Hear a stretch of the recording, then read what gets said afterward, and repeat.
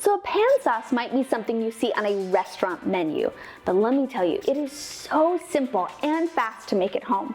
And the amount of time it takes for your piece of steak or chicken to rest, you can have a restaurant-worthy sauce in minutes. I'm gonna show you how to do it. So after you have seared a piece of meat and you have all those beautiful caramelized bits on the bottom of your skillet, which is called fond, you wanna add a little bit of fat. So I've added a little bit of olive oil, and now I'm gonna add a shallot. I love using a shallot to help initially pull up some of those caramelized bits. You could also use a minced onion if you don't have a shallot. Once you start to pull the fond up, go ahead and add about a 1/4 cup of wine.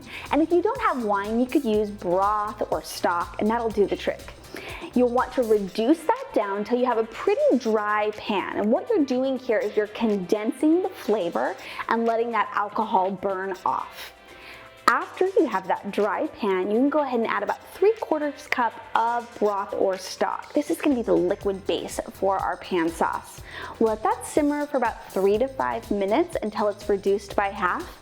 And at that point, you're gonna finish with a pat of butter or a splash of heavy cream. It's gonna make it silky and smooth and uber delicious. I also like to add some fresh herbs at the end with my pan sauce, but it's not totally necessary.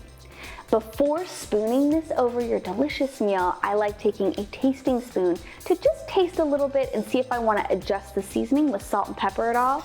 But then it's time for the grand finale, to spoon that yummy pan sauce over your seared steak or chicken or pork chops. Oh, it's too good to be true. A pan sauce is so simple and something you should definitely be making at home.